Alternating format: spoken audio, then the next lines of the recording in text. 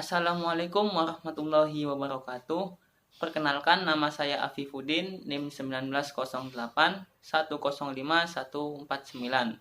Pada kesempatan kali ini saya akan mempresentasikan proposal penelitian saya yang berjudul Analisis Kemandirian Belajar Siswa dalam Pembelajaran Matematika setelah diterapkannya metode pembelajaran daring di masa pandemi. Sebelum masuk ke pembahasan, sebelumnya saya panjatkan puji syukur atas kehadirat Allah Subhanahu wa Ta'ala karena berkat rahmat dan karunia-Nya sehingga penulis dapat menyelesaikan penyusunan proposal ini tepat pada waktunya. Dan terima kasih saya ucapkan kepada Bapak Budi Manfaat, MSI, selaku dosen pengampu mata kuliah ini yang telah memberikan tugas ini sehingga dapat menambahkan ilmu pengetahuan dan wawasan sesuai dengan bidang studi yang saya tekuni.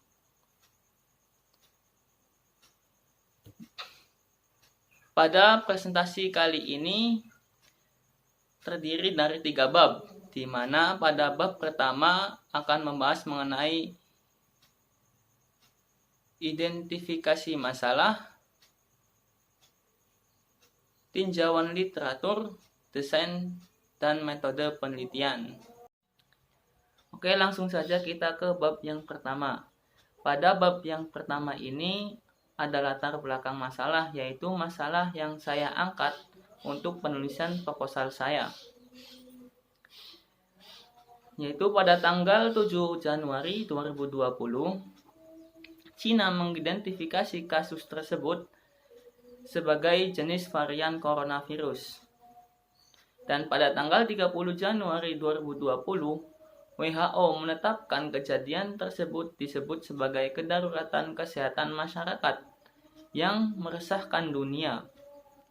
Menurut WHO, cara yang paling ampuh untuk memutus mata rantai penyebaran wabah ini adalah dengan cara menerapkan pembatasan sosial atau social distancing dan pembatasan fisik, yaitu physical distancing, sehingga pemerintah pusat sampai pada tingkat daerah memberikan kebijakan untuk meliburkan seluruh lembaga pendidikan. Sekolah dan juga pihak sekolah mulai mengubah strategi pembelajaran menjadi daring, sehingga melalui pembelajaran daring ini siswa diharapkan mampu untuk mandiri dalam belajar. Oke, selanjutnya yaitu mengenai pernyataan masalah. Ada beberapa mata pelajaran yang seringkali menjadi momok pada pembelajaran jarak jauh. Salah satunya adalah matematika. Karena karakteristik pembelajaran matematika ini akan lebih efektif bila disampaikan secara langsung atau tatap muka. Hal ini yang menjadi hambatan tersendiri baik bagi pendidik atau peserta didik dalam proses pembelajaran jarak jauh. Menurut Barry Michael Kevin Sianturi, Kepala Sekolah Erudio Indonesia, hal yang sangat penting untuk mengatasi kesulitan dalam pembelajaran jarak jauh, terutama pembelajaran matematika, adalah dengan adanya kemandirian belajar siswa. Hal tersebut sesuai dengan Permendiknas nomor 22 tahun 2006 yang berisi bahwa salah satu tujuan umum suatu pendidikan menengah adalah meningkatkan keterampilan hidup mandiri. Maka dari itu, kemandirian merupakan faktor yang sangat penting dalam menentukan keberhasilan siswa ketika belajar. Baik, dari pernyataan masalah yang tadi sudah disampaikan, maka terciptalah pertanyaan penelitian, di mana di sini ada 3 pertanyaan penelitian, yaitu yang pertama, bagaimana pengaruh metode pembelajaran daring pada kemandirian belajar siswa? Yang kedua, yaitu bagaimana tingkat kemandirian belajar siswa pada mata pelajaran matematika selama pembelajaran daring? Selanjutnya yang ketiga yaitu apakah upaya yang harus dilakukan guru agar dapat meningkatkan kemandirian belajar siswa pada mata pelajaran matematika selama pembelajaran daring ini masih berlangsung. Oke, selanjutnya yaitu bab yang kedua mengenai tinjauan literatur. Dalam tinjauan literatur ini terdapat 3 aspek, yaitu tinjauan konseptual, tinjauan teori, dan tinjauan riset terdahulu. Oke, yang pertama yaitu tinjauan konseptual. Sumarmo mengungkapkan bahwa individu yang memiliki kemandirian belajar tinggi cenderung belajar lebih baik maupun memantau, mengevaluasi dan mengatur belajarnya secara efektif, menghemat waktu dalam menyelesaikan tugas dan memperoleh skor tinggi. Yaitu yang selanjutnya adalah yang kedua mengenai tinjauan teori. Yaitu kemandirian belajar merupakan usaha siswa untuk mencapai tujuan belajar dengan penuh tanggung jawab tanpa ketergantungan dengan orang lain. Adanya kemauan untuk mencoba cara berbeda, mengeksplorasi konsep-konsep matematis, memiliki kepercayaan diri terhadap kemampuannya, dan memandang masalah sebagai tantangan. Oke, yang ketiga yaitu mengenai tinjauan riset terdahulu. Hasil penelitian memperlihatkan bahwa dari 34 siswa, ada 2 siswa yang membutuhkan bimbingan khusus dalam proses pembelajaran matematika. Dikarenakan 2 siswa tersebut memiliki kelainan secara psikologis. Selebihnya untuk 32 siswa lainnya sudah dapat mandiri dalam pembelajaran matematika. Salah satu faktor yang dapat mempengaruhi kemandirian belajar siswa adalah servis orang tua siswa saat di rumah dan sangat membantu guru dalam pembentukan kemandirian belajar siswa.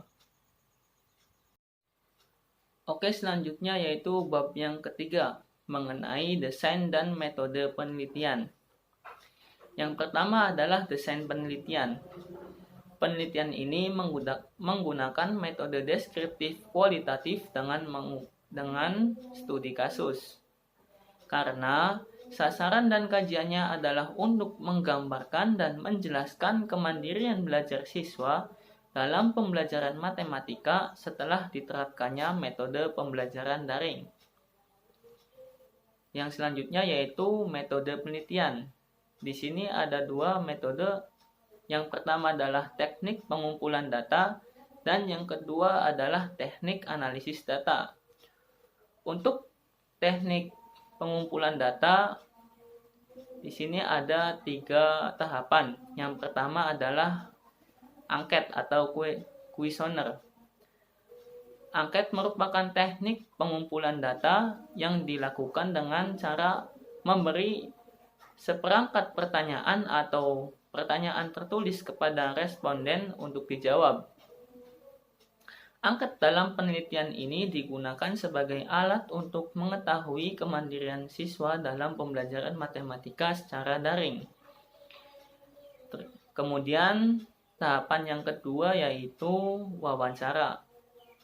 Wawancara digunakan sebagai teknik pengumpulan data apabila peneliti ingin melakukan studi pendahuluan untuk menemukan permasalahan yang harus diteliti. Dan juga apabila peneliti ingin mengetahui hal-hal yang responden yang lebih mendalam dan jumlah respondennya sedikit atau kecil. Tahapan yang kedua yaitu dokumentasi. Dokumentasi adalah catatan peristiwa yang sudah berlalu. Dokumen dapat berbentuk tulisan, gambar, atau karya-karya monumental dari seseorang. Studi dokumen merupakan pelengkap dari penggunaan metode observasi dan wawancara dalam penelitian kualitatif. Hasil penelitian dari observasi atau wawancara akan lebih kredibel atau dapat dipercaya jika didukung oleh sejarah pribadi kehidupan di masa kecil, di sekolah, di tempat kerja, di masyarakat, dan autobiografi. Hasil penelitian juga akan semakin kredibel apabila didukung oleh foto-foto atau karya tulis akademik dan seni yang telah ada. Yang kedua yaitu mengenai teknik analisis data. Di sini juga sama, ada 3 tahapan, di mana tahapan yang pertama adalah reduksi data. Reduksi data adalah merangkum, memilih hal-hal pokok, memfokuskan hal-hal yang penting, dicari tema dan polanya, serta membuang yang tidak perlu. Dengan demikian, data yang telah direduksi akan memberikan gambaran yang lebih jelas dan mempermudah peneliti untuk melakukan pengumpulan data selanjutnya. Tahap yang kedua yaitu penyajian data. Penyajian data dalam penelitian kualitatif dapat dilakukan menggunakan uraian singkat, bagan, hubungan antara kategori, flowchart, dan sejenisnya. Miles and Haberman sebagaimana dikutip oleh Sugiono mengatakan bahwa yang paling sering digunakan untuk menyajikan data dalam penelitian kualitatif adalah dengan teks dan bersifat naratif. Yang ketiga yaitu penarikan kesimpulan. Langkah ketiga dalam penelitian kualitatif menurut Miles and Huberman adalah penarikan kesimpulan dan verifikasi. Kesimpulan dalam penelitian kualitatif yang diharapkan adalah temuan baru yang sebelumnya belum pernah ada.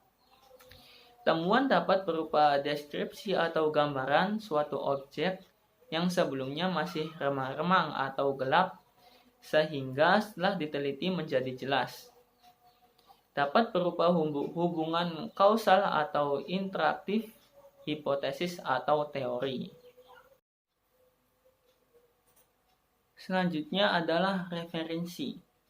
Untuk referensinya saya mengutip dari beberapa jurnal yang sudah saya baca dari internet, yaitu yang pertama adalah jurnal yang disusun oleh Hidayat, Rohayana, Nadine, Ramadan, dan Ramawangun dan kawan-kawan, yang disusun pada tahun 2020, yang berjudul mengenai kemandirian belajar peserta didik dalam pembelajaran daring pada masa pandemi COVID-19, program studi bimbingan dan konseling, Universitas Negeri Jakarta, Self-Regulated Learning of Student Studying Online.